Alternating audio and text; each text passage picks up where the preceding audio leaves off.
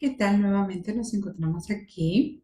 Les doy la bienvenida a estudiantes de la Escuela de Auxiliares de Enfermería San Miguel Arcángel. En esta ocasión vamos a hablar sobre sobre las técnicas de barrera, algo que viene relacionado con los temas anteriores, salud de enfermedad y el lavado de manos, ¿sí? Bueno, veremos como siempre el contenido y luego vamos a ver un video para que nos quede más claro. ¿De acuerdo?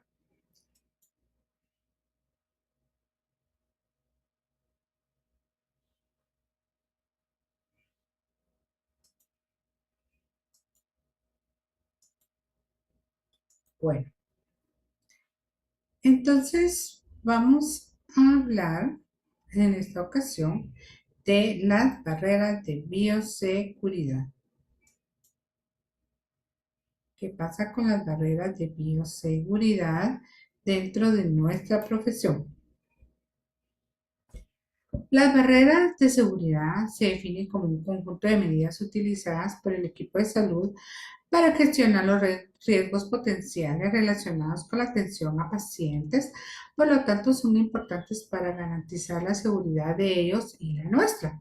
Todos los especímenes biológicos se deben de considerar potencialmente infecciosos, por eso debemos de cuidarnos. ¿Qué quiere decir con esto? Que si yo tengo contacto con un paciente y sé que está contaminado, yo debo de protegerme, tanto yo como personal auxiliar de enfermería, como proteger al paciente. Y si yo sé que hay, por ejemplo, gotitas, hay algún espécimen biológico que yo sé que es potencialmente infeccioso para mí, pues obviamente yo voy a tomar las medidas de seguridad. A continuación, veremos un video para que nos quede más claro el tema. Gracias.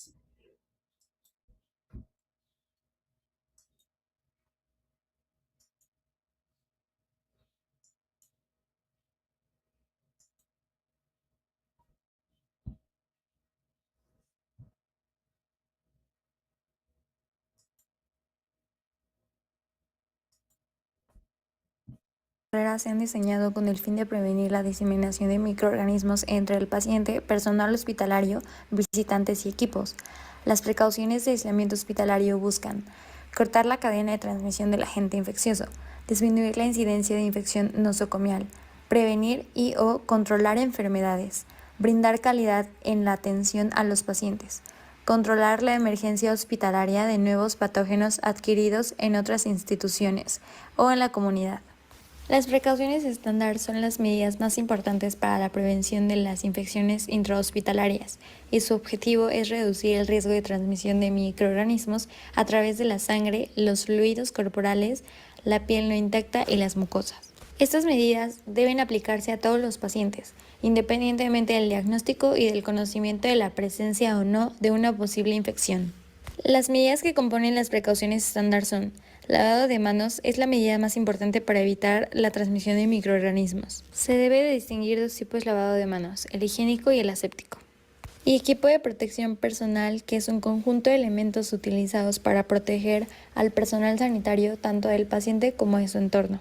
Está compuesto por guantes, bata, mascarilla, protección ocular, ya sea gogles o careta, además de botas y gorro quirúrgico. En las precauciones por contacto, se aplicará a los pacientes en los que se conoce o se sospecha enfermedad grave, fácilmente transmisible mediante contacto directo con el paciente o por contacto indirecto con superficies o utensilios usados en el cuidado de este. Algunas de las enfermedades son Shigella, hepatitis A y rotavirus. Se recomienda el uso de guantes, mascarilla quirúrgica y bata cuando se va a tener contacto directo con el paciente. Desechar la mascarilla y guantes antes de salir de la habitación. Quitarse la bata antes y después de entrar a la habitación. El lavado de manos es absolutamente necesario antes y después de tocar al paciente.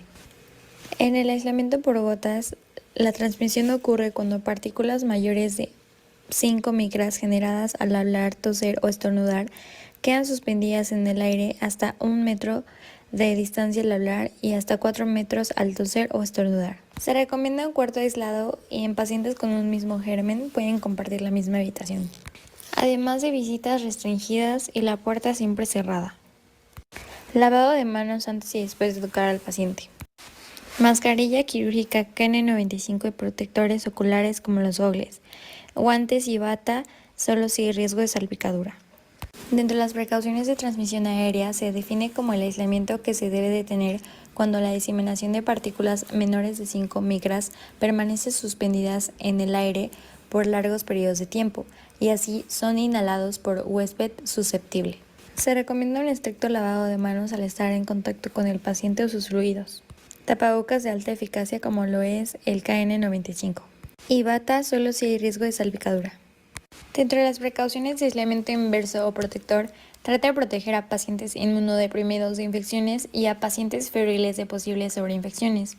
Dentro de sus especificaciones se encuentra el lavado de manos, la habitación individual, colocación de bata, gorro, mascarilla quirúrgica, gogles y calzas antes de entrar a la habitación para toda persona que entre en contacto con el enfermo. Además, deberá de tener material exclusivo para el paciente, así como las visitas restringidas y la puerta siempre cerrada.